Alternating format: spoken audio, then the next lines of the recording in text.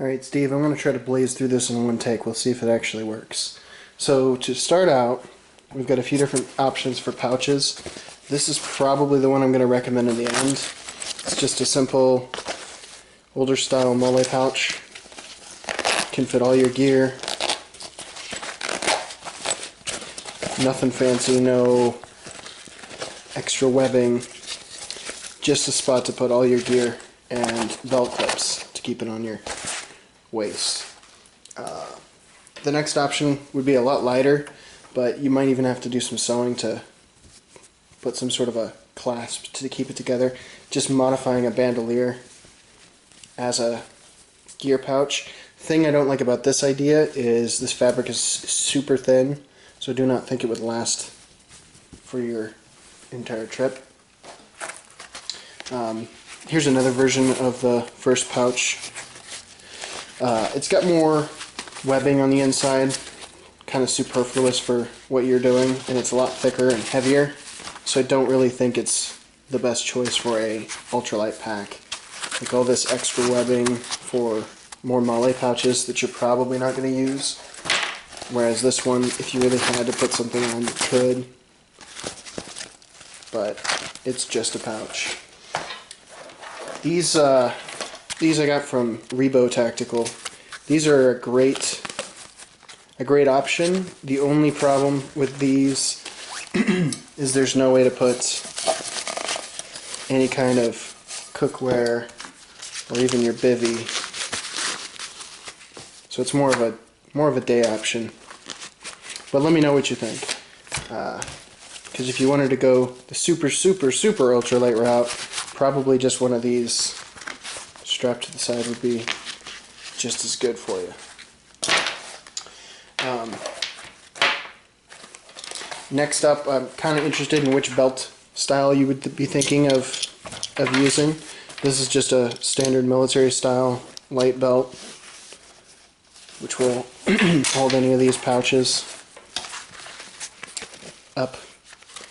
Or if you wanted to go with a bigger, sturdier pistol belt, military style pistol belt, this will hold a little more gear, but it is significantly bulkier. It just depends on your style. Moving on to cooking options, I really like titanium because it's strong and super light. This one is a little bit bulky, but it does come with a lid. Just kind of something to camp cook with. This other one, same company makes it, but there's no lid. You can get a lid for it. I just would have to go to their website as opposed to Amazon.com to get it.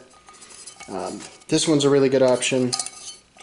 It would probably be just big enough for you to do what you needed to do with, as far as I'm on the field. I don't have the stove that I would recommend, but I can send you a link to it. It's the Readyman Pocket Stove. It's just a little pocket stove, kind of like 4 of these, but it will build out into a little stove that you can put wood in, and it'll suck the air up, and then you can set your cookware on. For some sort of shelter, I'm highly recommending the SOL emergency bivvy. It is super light, it's only 3.8 ounces. And it's one of the few that actually you could fold back up. Because if you're just using a regular emergency blanket, odds are you're not going to be able to fold it back up. But it just comes in a little sack. Similar material. You'd have to be careful with it so you don't poke a bunch of holes in it, but it's a little bit denser, should I say. And you'd probably be able to get some multiple uses out of it.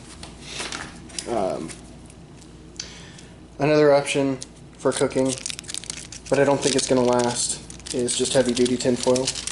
You can use it once or twice, but you're not going to get 30 days of use out of even a couple of these.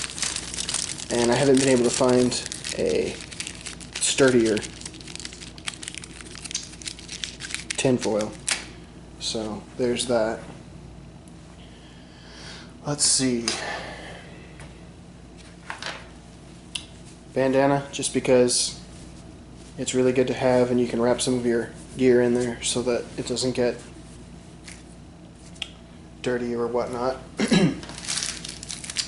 The only kind of supplements I would recommend is just vitamin C, like emergency pouches. You wouldn't have to do an entire pouch of this a day because it has 1,000 and something percent, 1,600% of the vitamin C you'd need. But you could take a little pinch of it with some water just to keep your vitamin C intake up and B vitamin intake. Also, as you were mentioning, the Himalayan salt to keep your salt levels up. I obviously wouldn't carry it in this, but this is just what I had available. Take it out, probably keep it in a little plastic baggie and wrap it in this just to keep it safe. Here's a field survival kit that I've worked on. Normally it has one of these cutting tools in it, but I took it out for some reason and I couldn't find it. Just it's a little saw and a little razor blade on a little stick. But this way you could have a fire starter if you didn't want to have the big version, with some very essential cordage, wires, matches in case you couldn't get a fire going one day, a water bag, some water filtration, and a compass. A lot of this is going to depend on what kind of skills you're going to be able to gain in the meantime between now and the run. I would also recommend just having this as a backup. It's a Ready-Man Survival card with like saw, arrowhead, trident here, and sort of like a fish gig. It's got fish hooks and a needle, some other tools for improvising weapons and traps. Let's see. Some suggested reading is this book. It's really good for all different situations, all different climates. I'm just going to hold it there. I'm going to link to all this stuff in the video below though so that you can check it out. It's got everything from first aid to fire building to edible foods and the classic SAS survival guide. Wouldn't recommend carrying it along with you obviously, but knowing the gear ahead of time is going to be good. Kind of a strange option, but I always recommend carrying at least one or the other. Pencil sharpeners, because you can use it to sharpen a stick down for a tool, and you can use the shavings for fire starting. This will be your ultralight option. This is a little heavier, but it's also made of magnesium, which you can shave off and can possibly start a fire with. As far as the fire starter itself, totally recommend this one. I know Coghlan's doesn't have the best reputation, but as far as this particular tool, it's one of the best because it's a 5,000 strike or more flint striker, and it's one of the hottest, so you're going to get the most likely to start a fire with this one.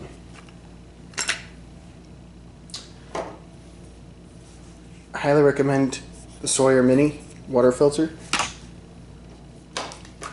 One of these will come with all this, but I wouldn't say you have to pack all this, probably just the straw and the filter itself, where you could get water out of a stream or whatnot. If you wanted to, you could take the bag along so that you could store some water with you. Don't think you're going to be carrying water on your particular journey, but this is one of the few filters that you can just back flush to clean it. So this has got the biggest gallon rating, smallest profile, lightest, least microns. It's down to 0.1 micron, so you're going to be protected from pretty much anything in America's streams, unless a infected guy with a zombie plague dies upstream of you. which I highly doubt. But just for those purposes, recommend carrying that. Don't know if you're going to want to do a hat or not, or just do the bandana around your head. It's up to you. And last but not least, knives. So we've got the Mora knife, fixed blade, mostly full tang. It doesn't go all the way to the back, but it's somewhere around here. Super sharp, stainless steel, made in Sweden. These are a great little survival knife. Pretty light. Can just put that right on your belt with the built-in belt clip. Next we got the Lansky World Legal knife. The only reason I'm bringing this one up is because I don't know exactly where you're going to be going if you have to go into towns where they don't allow you to carry knives. This one's legal in almost everywhere. It's not that great of a knife. It's pretty big and bulky, hard to maneuver, and like a 3-inch blade. So I think you can do better, honestly. And what I would actually recommend carrying, this is what I carry every day, at least in my car, is the Kershaw Speed, what's it called?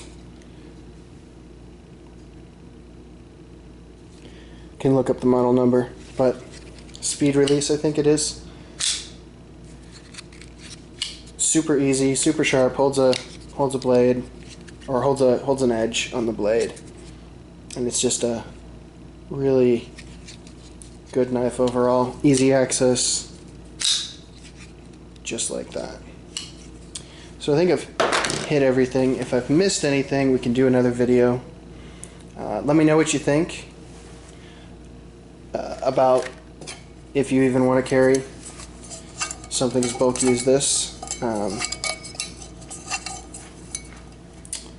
The good thing about this, though, is you can put your, where did the bivvy go? Put your bivvy inside. You can put some other gear, stuff other gear in there. And pretty much all of this will fit. Where did it go? Will fit in this bag, no problem, and still probably keep you to mostly where you want to be. As far as, just going to throw some of the recommended gear and kind of get an idea, and I'll weigh it real quick on a postage scale of where we're at. I mean, it'll be less than this because I'm not bothering to take out the cards and things for this demo. And let's just throw in the knife just in case.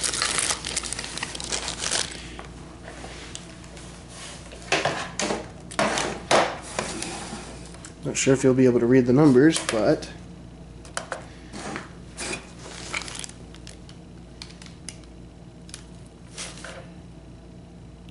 this is what I would consider probably the most essential gear, and we're at 1.5 pounds including the pocket knife, which if you put it in another pocket, it takes out